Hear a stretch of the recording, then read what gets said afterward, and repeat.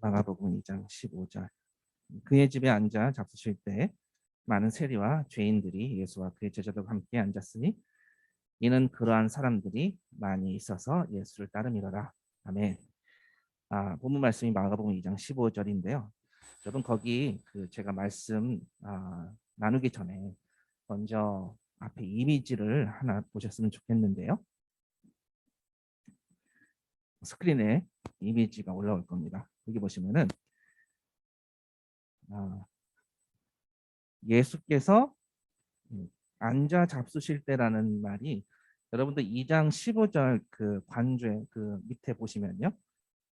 헬라어로 기대어 누워라는 말이 적혀 있을 거예요. 거기 그의 집에 앉아 할 때 앉아의 번호가 2번 이렇게 적혀 있는 성경 있죠? 2번 따라가서 내려보면요. 거기에 기대어 누워라고 적혀 있어요. 보이시나요? 기대어 누워. 그리고 앉아 잡수실 때 많은 세리와 죄인들이 예수와 그의 제자들과 함께 앉았으니 거기 앉았으니도 3번 해서 이렇게 그 관주로 내려가 있죠. 거기서 보시면은 기대어 누웠으니라고 되어 있죠. 보이시나요? 네. 한글로는 앉아로 번역됐는데 정확한 번역은요. 기대어 누웠습니다. 지금 기대어 누워 계신 거예요. 완전히 그냥 플랫하게 누운 게 아니라 앉은 것과 완전히 누운 것의 중간쯤. 다음 사진. 네. 화질이 잘 안 좋긴 한데요. 지금 제자들이 이렇게 기대어 누워서 같이 상에 앉아 있는 장면입니다. 오늘 그 맨 앞에 이미지 있죠.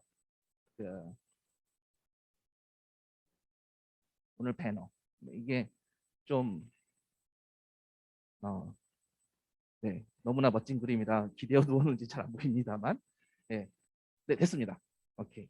제가 그러면 가운데로 옮겨서 말씀을 전하도록 하겠습니다. 제가 기대어 누웠다라는 말씀을 좀 강조하는 이유가 있습니다.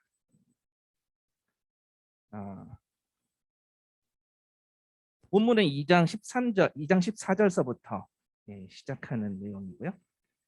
알파의 아들 레위가 마태죠. 마태복음을 쓴 레위입니다. 세관에 앉아 있는 것을 보시고 세리이죠. 그에게 이르시되 나를 따르라 하시니 일어나 따르니라. 그의 집에 앉아 잡수실 때 기대어 누워서 잡수실 때죠.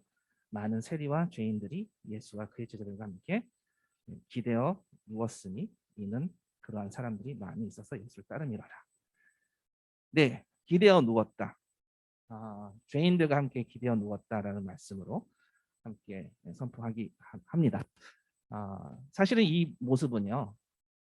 그때만 특별하게 한 건 아니에요. 당시에 상에 앉아서 식사를 할 때는 저런 방식으로 식사를 했고요. 고대 그 로마의 그 식탁 문화를 보면은 저런 방식으로 같이 누워 있었습니다. 오케이. 하나 더 볼게요. 같은 말씀인데요. 마태복음 9장 12절 13절. 마태복음 9장 12절 13절.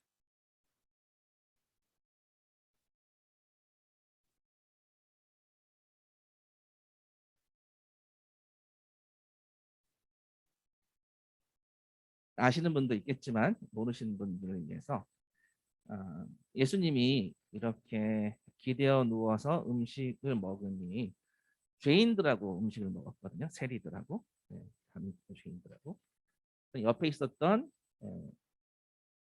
서기관들이 어찌하여 죄인들과 함께 먹느냐라고 제자들한테 좀 이렇게 딴지를 겁니다. 그랬더니 예수님께서 들으시고 이르시되 건강한 자에게는 의사가 쓸데없고 병든 자에게라야 쓸데있느니라. 9장 13절 마태복음 너희는 가서 내가 긍휼을 원하고 제사를 원하지 아니하노라 하신 뜻이 무엇인지 배우라. 나는 의인을 부르러 온 것이 아니요 죄인을 부르러 왔노라 하십니다. 아멘. 네, 의인을 부르러 온 것이 아니고 죄인을 부르러 왔노라. 그러면서 긍휼을 원하고 제사를 원하지 아니한다라는 말씀을 주셨습니다. 네, 앞에 보시기 바랍니다. 지난 시간에 저희가 작은 자야 하면서 하나님 앞에 하나님의 따뜻한 음성을 들었던 시간이었습니다. 그 작은 자야 불렀던 그 대상은 중풍병자였었습니다.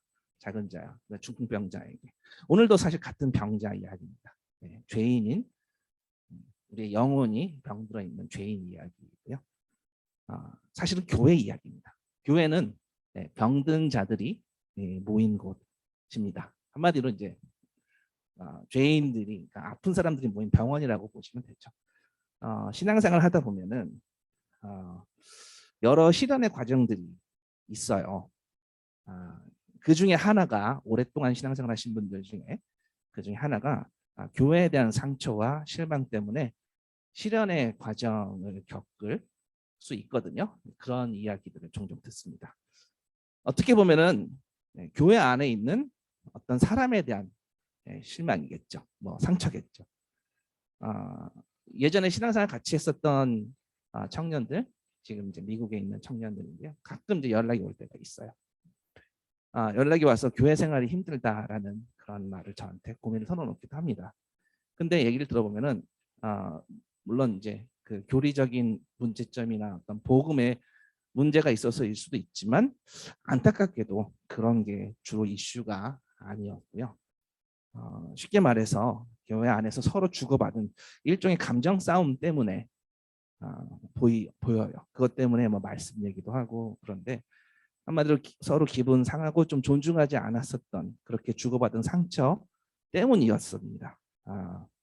오랫동안 신앙생활 같이 했지만 어느 순간 같이 신앙생활 했었던 친구들끼리 신뢰를 잃게 되고 더 이상 함께 교제할 수 없다라는 그런 고민들을 저한테 털어놓는데요. 그럴 때 되게 마음이 아픕니다. 이별의 단계를 걷게 돼요. 그 과정이 사실 좀 복잡하거든요. 가슴 아픈 결과는 당사자들만이 느끼는 것가 아니라 교회 전체가 함께 느낄 때가 참 많습니다. 굉장히 역동적이었었던 그런 그 교회 공동체가 무너지는 것도 들을 때도 있고요. 또 그렇게 막 무너진 잔해에서 막 재건하기 위해 고군분투하는 그런 너덜너덜하게 남은 사람들도 그 고민도 많이 들어봤습니다. 어떤 때는 누군가는 교회를 옮기기도 하고, 또 누군가는 아예 그냥 신앙생활 안 하겠다, 혼자 사겠다 하기도 하고요. 아예 예수 안 믿겠다 하기도 하고 하나님을 떠나기도 합니다. 이런 갈등의 원인은 뭐 여러 가지가 있겠지만 그 중에 하나는 교회에 대한 각자 갖고 있는 그림이 다 달라서일 수도 있습니다. 이상적인 그림이 달라서일 수도 있죠. 교회는 이런 곳, 교회는 이런 모습, 이게 바른 모습이야. 이런 그림을 갖고 있어서일 수도 있습니다. 바른 교회의 그런 모습을 마음속에 그려보지 말라는 이 얘기는 아닙니다. 당연히 그런 그림을 그려야죠. 교회에 대한 바른 그림을 갖고 있다. 여기에 좀 맹점이 있을 수 있습니다. 뭐냐? 뒤집어 생각해 보면은 하나님 앞에 이렇게 가야 바른 모습 아닌가요? 라는 질문이 마음속에 있을 수가 있습니다. 그래서 은연중에 역설적으로 자기 나름대로 바른 그림, 똑바른 그림, 의로운 건 이런 거 아닙니까? 하면서 교회에 투영하기도 합니다. 이런 관점이 어쩌면 나는 바른 게 무엇인지를 아는 사람인데 왜 이게 안 될까요? 스스로 그런 관점을 가지게 되죠. 이런 게 뭐냐면 다른 말로 나는 의인이라는 거죠. 의인의 정의는 뭡니까? 바른 사람이 의인이에요. 내가 알고 그러든 모르고 그러든 간에 정말 이런 바른 그림을 계속 투영하는 존재가 된다면 어쩌면 오늘 2장 17절, 마가복음 2장 17절에 예수님이 말씀하신 것이 좀 고민이 돼야 될 수도 있습니다. 2장 17절에 이렇게 말씀하셨습니다. 예수께서 들으시고 그들에게 이르시되 건강한 자에게는 의사가 쓸데없고 병든 자에게라야 쓸데있느니라. 나는 의인을 부르러 온 것이 아니요 죄인을 부르러 왔노라. 우리가 교회의 가장 멋진 샘플로 삼는 게 초대교회입니다. 그렇죠? 기독교가 시작되었던 최초의 모습, 우리가 늘 마음속에 꿈꾸는 교회 모습은 바로 그런 이상적인 초대교회 모습을 꿈꾸고 있습니다. 계시록에 보면 에베소 교회에 대한 평가가 나와요. 내가 내 행위와 내 수고와 내 인내를 알고 또 악한 자들 용납지 아니한 것과 자칭 사도라 하되 아닌 자들을 시험하여 그 거짓된 것을 드러낸 것과 또 내가 참고 내 이름을 위하여 견디고 게으르지 아니한 것을 아노라 라고 이제 칭찬 포인트가 있습니다. 굉장히 이 칭찬 포인트를 보면은 되게 모범적인 교회입니다. 에베소 교회 어떤 교회죠? 바울이 3년 이상 머물면서 거기서 목회를 했었습니다. 그러니까 바울이 개척한 교회죠. 예를 들어서 어떤 교회가 있는데 담임 목사님이 사도 바울이라고 한번 생각해 보십시오. 그 교회 어떨까요? 네. 만약에 제가 그런 교회에 전도사나 부목사였다면 저는 아주 큰 공경에 처할 수도 있습니다. 뭐랄까요? 훌륭한 교회의 모습일 것 같아요. 그런데 우리 에베소서 4장 25절에는 이런 말씀이 있어요. 거짓을 버리고 에베소서 4장 25절 말씀에 바울이 에베소 교회한테 이렇게 씁니다. 그런즉 거짓을 버리고 각각 이웃과 더불어 참된 것을 말하라. 이는 우리가 서로 지체가 됨이라. 자, 거짓을 버리고 왜 이런 이야기를 했을까요? 거짓을 버리고 교인들 가운데 거짓말쟁이가 있었을까요? 없었을까요? 없었으면 이런 얘기 하지 않겠죠. 거짓말쟁이가 있었기 때문에 그런 게 난무했기 때문에 아마 그랬을 거예요. 그래서 거짓을 버리고 에베소서 4장 28절 보시면 거기에 이런 말씀이 있습니다. 도둑질하는 자는 다시 도둑질하지 말고 자, 이 얘기를 왜 굳이 써놓으셨을까요? 도적질하지 말고 도둑질하는 자는 다시 도둑질하지 말고 교인 중에 도둑놈이 있을까요? 없을까요? 있다라는 얘기겠죠. 네, 도둑질하지 말고 돌이켜 가난한 자에게 구제할 수 있도록 자기 손으로 수고하여 선한 일을 하라. 29절 무릇 더러운 말은 너희 입 밖에도 내지 말고 오직 덕을 세우는데 소용되는 대로 선한 말을 하여 듣는 자들에게 은혜를 끼치게 하라.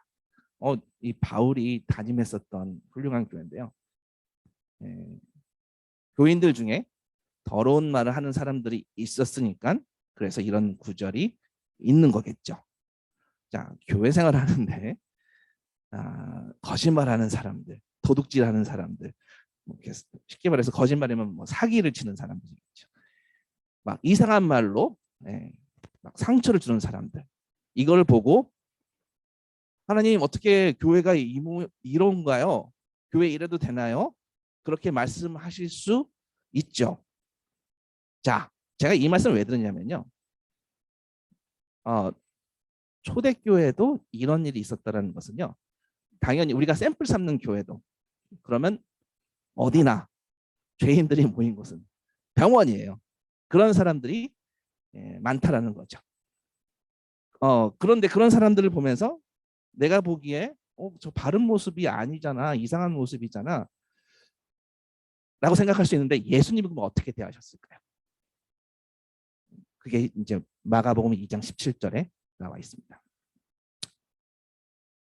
이런 사람들 예수님이 어떻게 대하시고 만났는지는 바리새인들은 어떻게 이런 사람들을 바르지 않은 사람들을 같이 이렇게 교제할 수 있어? 예수께서 들으시고 그들에게 이르시되 건강한 자에게는 의사가 쓸데없고 병든 자에게라야 쓸데있느니라. 나는 의인을 부르러 온 것이 아니요 죄인을 부르러 왔노라. 죄인을 부르기 위해서 오셨다고 합니다. 저는 여기서 복음이 무엇인지 하나님의 은혜가 무엇인지 그 은혜의 복음이 무엇인지가 드러난다라고 생각이 드는데요. 하나님이 교회의 사람들을 부르시고 한 교회를 세워가신다면 누구를 부르고 누구를 오라고 할까요? 본문에는 의인을 부른다고 하시지 않고 죄인을 부르러라고 하셨습니다. 세리와 죄인을 불러서 그들과 함께 reclining, 아까 앉았다라는 뜻으로 번역된 영어 단어가 reclining인데요. reclining, 누워서 기댔죠.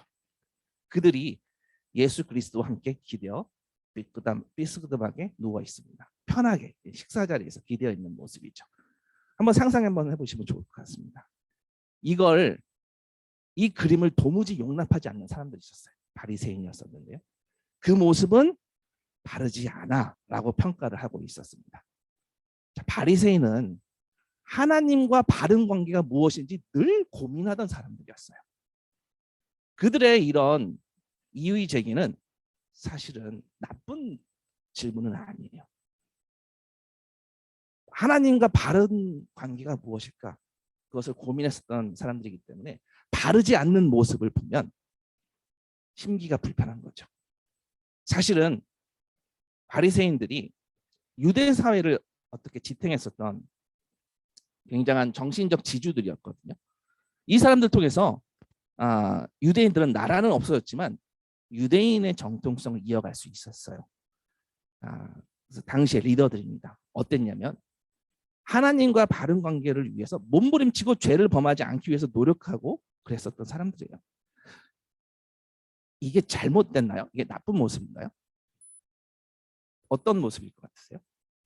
우리가 신앙생활하면서 하는 몸부림치는 그런 부분과 비슷하지 않나요? 더더군다나 이 사람들을 통해서 이 유대인의 언약 백성의 정체성을 지켜나가고 있었어요. 구별된 모습을 위해서 부단한 노력을 하고 있고 하나님과 바른 모습으로 서기 위해 굉장한 노력을 했습니다. 저는 그 자체에 대해서 바리새인의 그 생각을 판단할 마음은 없습니다. 다만 우리가 꼭 알아야 될 것은 그 불평하는 과정에서 예수님이 말씀하시는 지적이 무엇인가 우리가 생각해 봐야 돼요. 왜냐하면 우리도 어쩔 때 바리새인과 같은 질문을 하거든요. 저는 그러거든요. 주님은 죄인을 부르기 위해 오셨다고 합니다. 이 말씀은 한마디로 2000년 전이나 지금이나 신앙생활하는 사람들끼리 어떤 스탠다드가 있어요. 그 기준을 보기에 올바르다, 바르지 않다라는 어떤 신앙의 기준으로 보기에 바르지 않은 이상한 사람들이 지금 교회로 계속 부르심을 받고 있다라는 거예요. 교회는 그래서 바르지 않은 사람들의 죄인들의 모임이라는 거예요. 병든 자들이 계속 온다는 거예요. 바르지 않은 인간들을 저같이 그런 사람들을 모아서 하나님이 하실 수 있는 일을 보여주시는 거예요. 유명한 병원에 가보셨나요? 저는 주중에 청담에 있는 어떤 유명한 병원 한번 가봤습니다. 주진자매 그 기도 아침에 해주러 갔었는데요. 제가 겉에서만 봤어요. 안에 들어가서 보지는 못했는데 다들 목에 뭐 끼고 있어요. 그 안에 보니까 온갖 종류의 기구들을 다 끼고 있는 거예요. 여기 대한민국 팔도에서 여기 척추랑 목이랑 아픈 사람들 여기 다 모였구나. 여기 꽤 세계적으로 유명한 병원이어서 굉장히 좀 제대로 된 환자들이 많더라고요. 네, 자 유명한 병원에 가보면 뭐 여기 가면 척추가 완전히 완쾌돼. 뭐 목 디스크 세계 최고야. 네, 그러면 그 간증들이 있기 때문에 그 간증들을 듣고 계속 사람들이 모여요. 소문난 병원이라는 증거는 병든 사람들이 많다라는 거죠. 무슨 말인지 알겠어요? 병든 사람들이 많은 것은요, 죄인이 많은 것은 정말 유명한 병원은요, 거기에 가면은 반드시 해결된다라는 그런 간증들이 있었기 때문이죠. 그 병원에 가면 척추 다 완쾌돼. 그런 소문이 많이 나는 거죠. 좋은 교회는 별 희한한 병자들이 소문 듣고 몰려오는 것입니다. 그래서 교회 와서 이상한 사람들 보면은 어쨌든 나을 건데 좀 시간이 필요하겠구나 라고 생각하시면 돼요. 예수님은요, 예수님께서 의사가 되어서 고치는 과정이거든요. 그러니까 예수님이 의사인 곳, 영혼의 의사죠. 그러면 어떤 병이든 아무리 중증 심각한 죄병에 걸려 있어도 완치케 하십니다. 근데 부르시는데요, 이 병자들을 부르시는데, 이 죄인을 부르시는데, 이걸 지켜보는 사람들, 하나님 앞에 바르게 살기 위해 최선을 다했었던 사람들, 이들이 보기에는 예수님이 어땠어요? 지금 예수님의 모습은요, 중병자들이, 그러니까 중증 죄인들이 예수와 함께 기대어 누워 있는 거예요. 그냥 단지 어떤 간단한 친절을 베푸는 정도가 아니라 완전히 기대어 누워 있다는 것은요, 거기에 민글이 되어 있다는 거예요. 자, 누구예요? 이 죄인들, 세리들? 당시에 쉽게 말해서요, 쓰레기 취급받던 사람들이었어요. 그냥 쓰레기였었어요. 누가 보기에도 쓰레기였어요. 네. 그 유대인 공동체, 그 종교 공동체이죠. 신앙 공동체이죠. 바리새인들은요, 무엇이 옳고 무엇이 옳지 않은지 하나님 보시기에 그것을 정확한 판단을 했었습니다. 바리새인들이 보기에는 너무나 쓰레기예요. 지금 예수님이 이렇게 기대어 누워 있는 거에 너무나 마음이 안 좋아요, 바리새인들은. 아니, 랍비가, 유명한 랍비가 정말 하나님과 바른 관계가 맞아? 그럼 그럴 리가 없는데. 이 신앙의 쓰레기들인 세리들, 로마에 붙어서 세금 걷고 한마디로 동족의 피를 빨아먹는 이 공동체의 도둑놈들이죠. 마가복음 2장 16절에 바리새인이 제자들에게 물어봅니다. 어찌하여?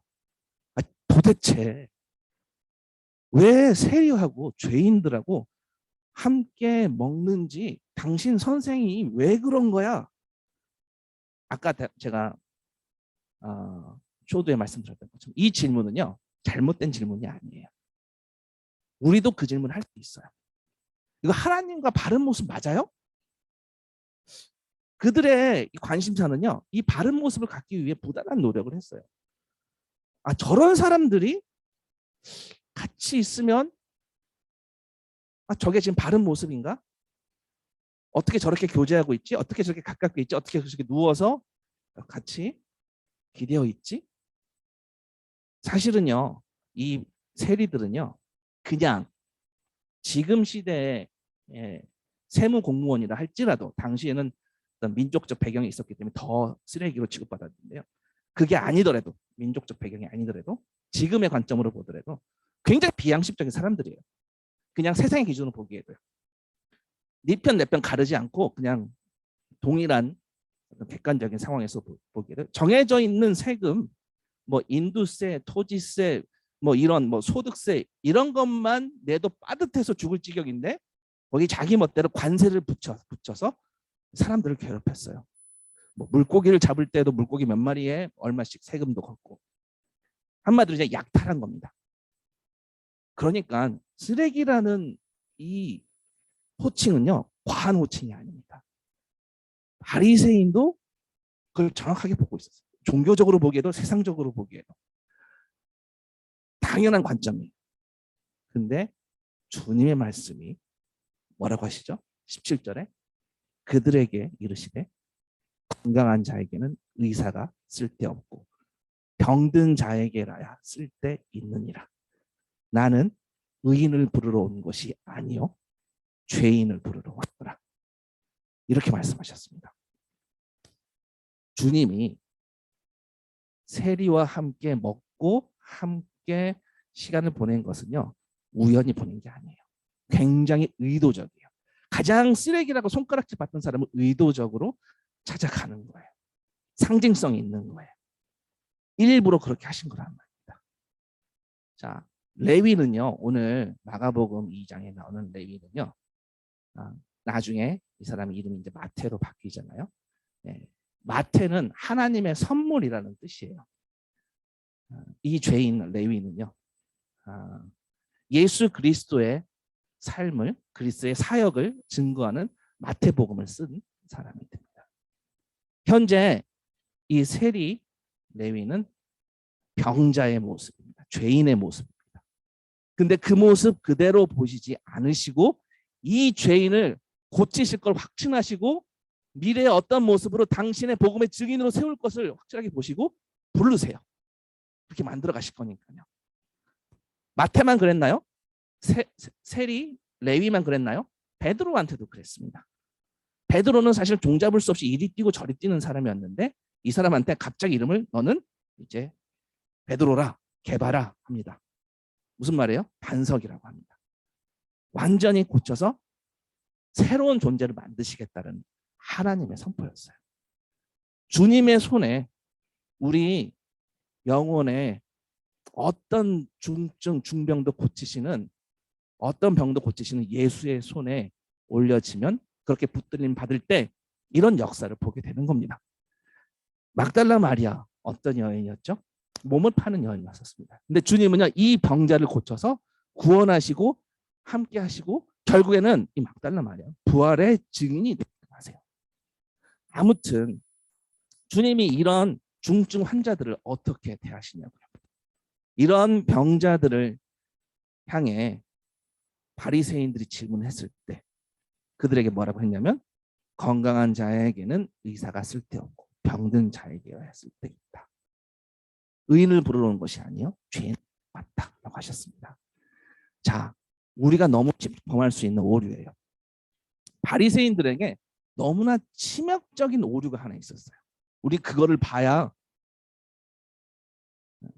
오늘 바리새인과 같은 위치가 되지 않을 수 있습니다. 치명적인 오류. 바리새인의 관점이 치명적인 관점이 하나 있어요. 뭐냐면 죄인들을 멀리함으로써 하나님과 바른 관계를 유지할 수 있다는 관점이에요. 그 죄가 나한테, 나도 거기에 동조될까 봐. 이게 지금 치명적인 오류였었어요. 바리새인이 놓친 점은 뭐였냐면 예수가 영혼의 라는 그 점이었었어요. 사실은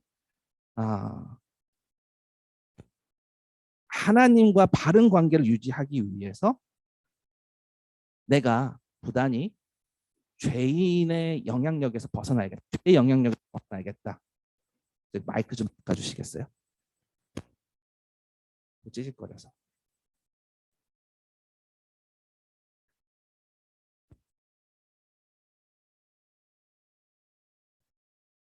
감사합니다. 죄를 멀리함으로써 하나님과 바른 관계를 유지할 수 있다라고 믿었고요. 그래서 부단히 노력했습니다. 이 노력에 인류의 공통적인 그런 바램과 의식이 깃들어 있습니다. 뭐냐? 바른 관계를 위해 몸부림치면 그 몸부림침에 따라 하나님이 그것을 맞다고 상도 주시고 그게 잘못됐을 경우 벌도 주신다. 이게 기독교가 세상의 모든 종교와 결정적으로 다른 포인트입니다. 이게 큰 차이점이에요.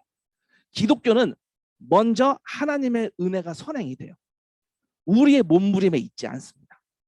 그래서 예수님은 먼저 찾아가서 먼저 선포하시는 거예요. 우리의 몸부림에 무엇이 바른 모습일까라는 어떤 우리의 행위에 있지 않다라는 거였어요. 먼저 선포하신 주님의 은혜가 선행되었습니다. 거기에서 출발합니다. 모든 다른 종교들은요, 우리가 절대자와 구도자가 어떤 신에게 어떤 노력을 하고 바른 관계를 유지하기 위해 몸부림쳐야 바른 관계가 유지가 될 수 있고 상도 받고 그렇지 않을 경우 벌도 받는다라는 그런 생각을 갖고 있습니다. 근데 기독교는 먼저 은혜가 선행합니다. 우리의 몸부림에 있지 않습니다. 자, 여러분들은 의인인가요? 죄인인가요? 저는 이 질문 앞에 우리가 정직하게 서야 된다라고 믿습니다.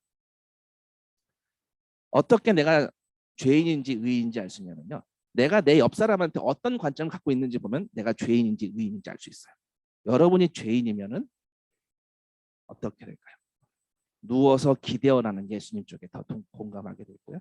여러분이 의인이라면 이거 바른 모습은 이건데 라는 의문이 들 거예요. 예수님의 눈으로 예수님과 함께 기대어 누워야 할까요? 아니면 바리새인처럼 바른 모습은 이거지 않나요? 라고 질문을 제기해야 될까요? 나의 옆 사람에게, 같이 병자된 자들에게 어떻게 다가가야 합니까? 나는 고침받았으니까 넌 왜 아직도 병들었니? 이런 관점이어야 할까요? 아니면 예수님의 눈으로 예수와 함께 기대어 누워야 할까요? 당연히 예수님의 눈으로 그렇게 바라보고 같이 인도하는 거죠. 마태를 보고, 세리를 보고 복음의 증인을 그 안에서 찾아내신 것처럼 쓰레기라고 하는 그 세리를 보고 복음의 증인으로 바꾸실 것을 보았다면 그러면 우리도 그 관점에 공감하고 동의하고 따라가는 거죠. 그 예수님이 마태를 부르셨습니다. 세리를 초청하셨습니다. 그러면 우리도 같이 죄인을 초청하는 거죠. 14절에 마가복음 2장 14절에 또 지나가시다가 알페오의 아들 레위가 세관에 앉아 있는 것을 보시고 그에게 이르시되 나를 따르라 하시니 일어나 따르니라. 이거예요. 병든 자들 오라고, 수고하고 무거운 짐진 자들 오라고. 사회적으로 쓰레기 취급받던, 아니면 어떤 양심의 기준에서 쓰레기 취급받던, 아니면 어떤 기준에도 모자란 그런 부분이 있던 그런 거와 상관없이 주님 오라고 초청하십니다. 그 사람들과 함께 기대어 누웠습니다. 신앙생활은요, 예수님을 만나고 그 예수님을 따라가는 삶이에요.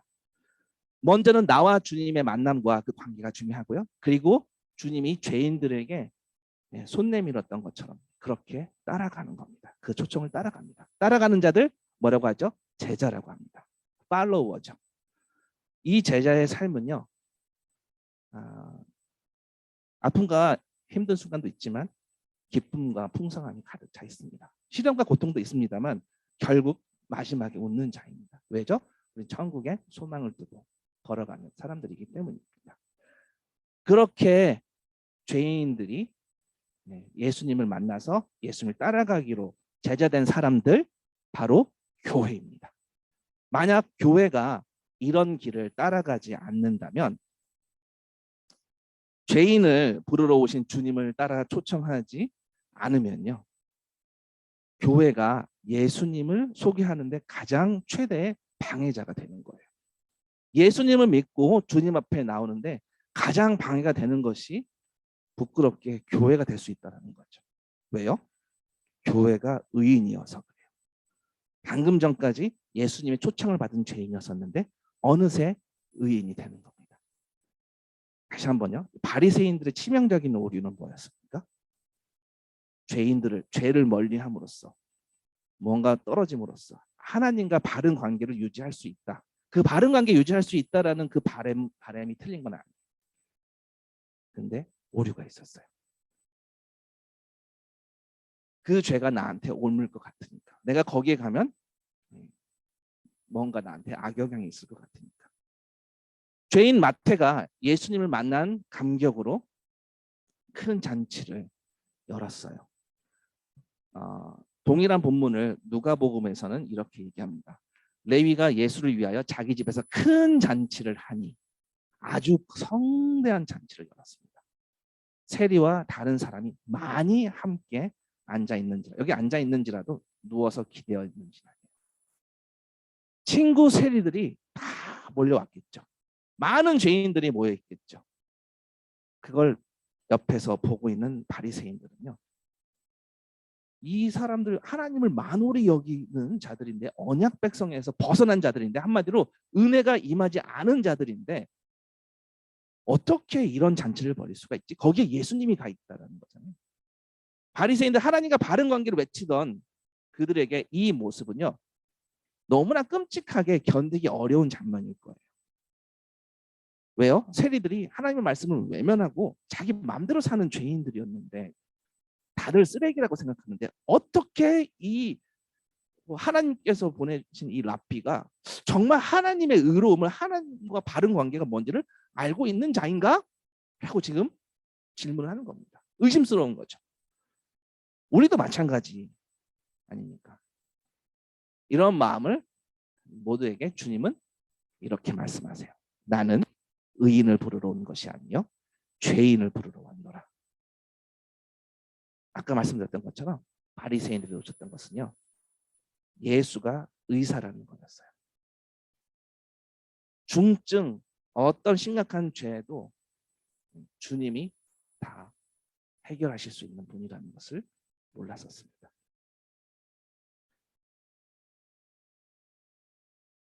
이 주님은요, 죄인들을 끌어안고 누워서 기대어 함께 시간을 보내셨습니다.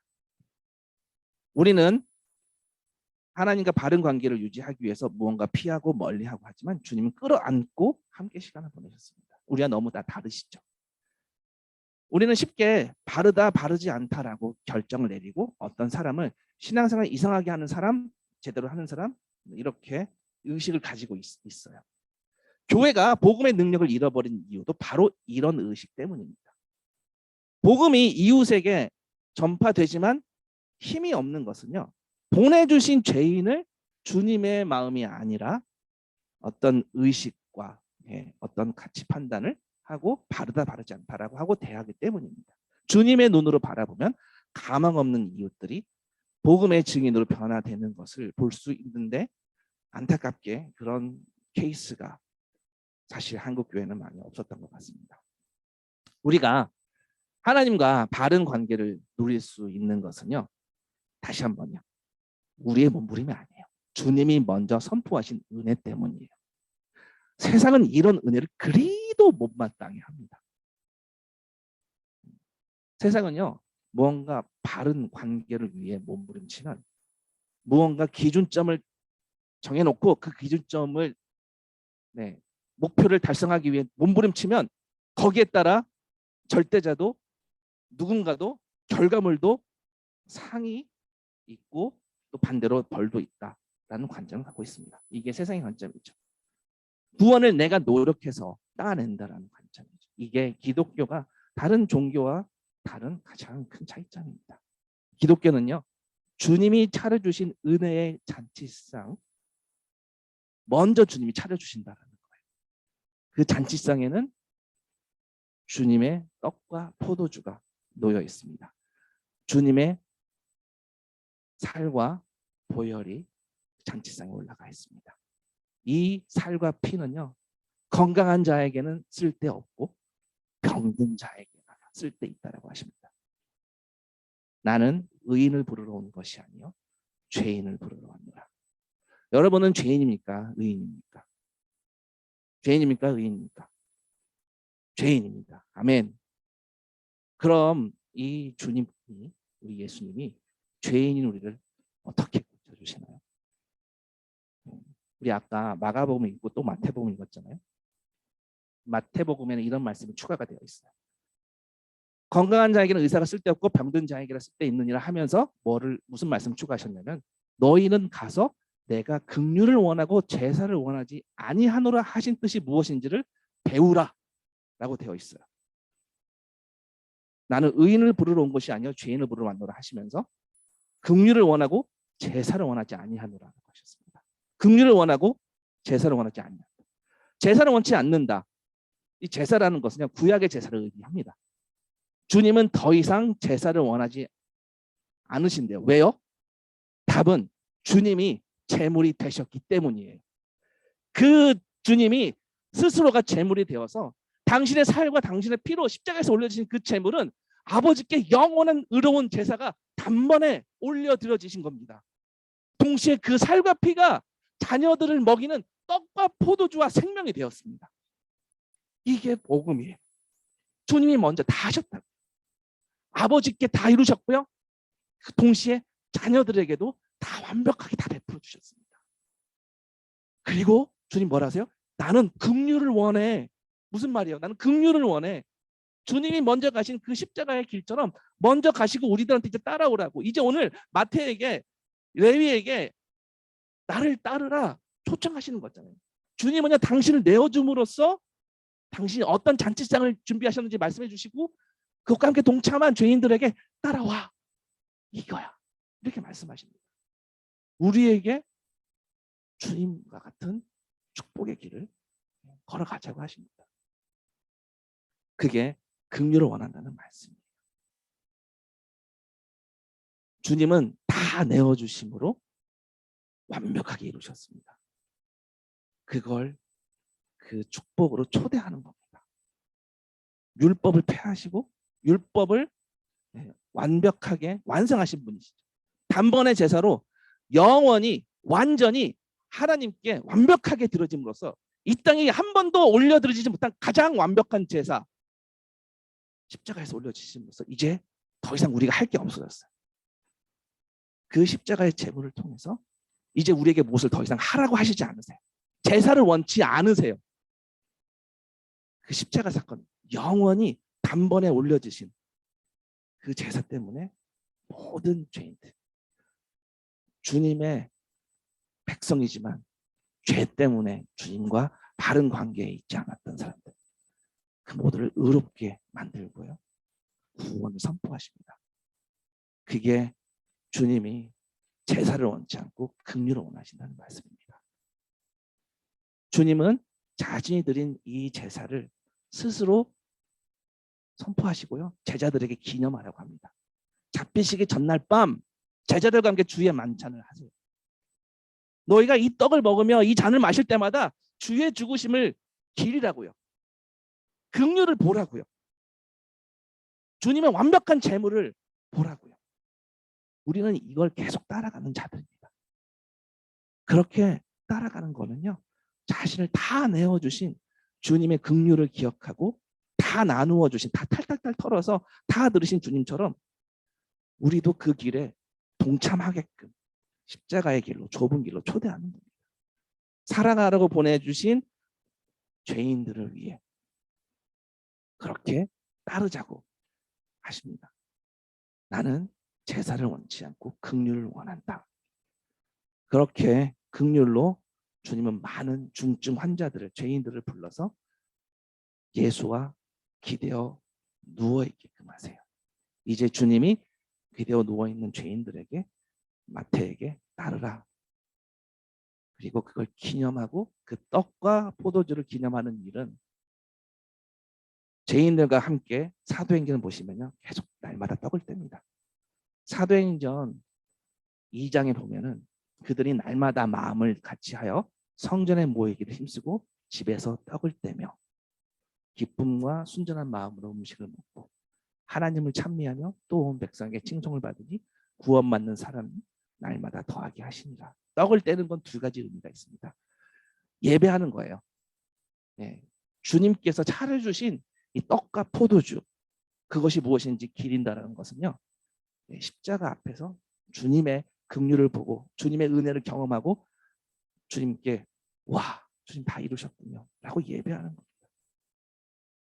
그렇게 제물로 주님의 이 완벽한 이 제사가 올려지신 것처럼 그 떡이 차려지신 걸 같이 떡을 떼서 나누는 거고요. 우리도 머리 대신 우리 주님이 그렇게 하신 것처럼 우리 몸도 그렇게 하자고요. 날마다 그렇게 하자고요.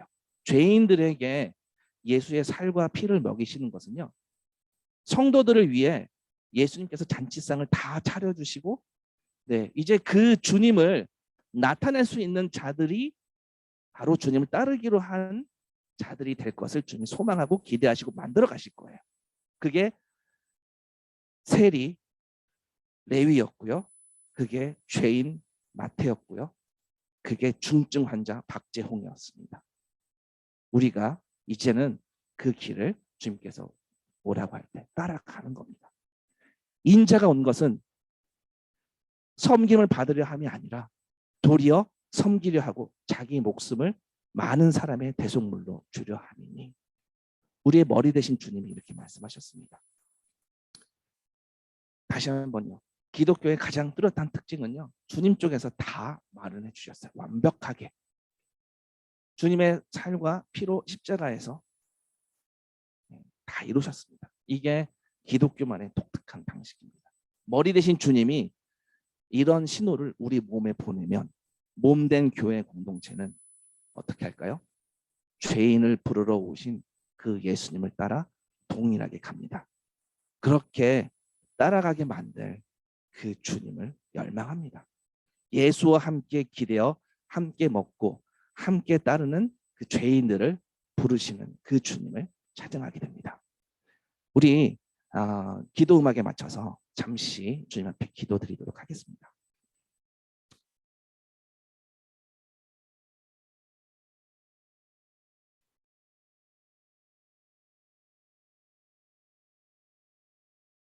내가 긍휼을 원하고 제사를 원하지 아니하노라.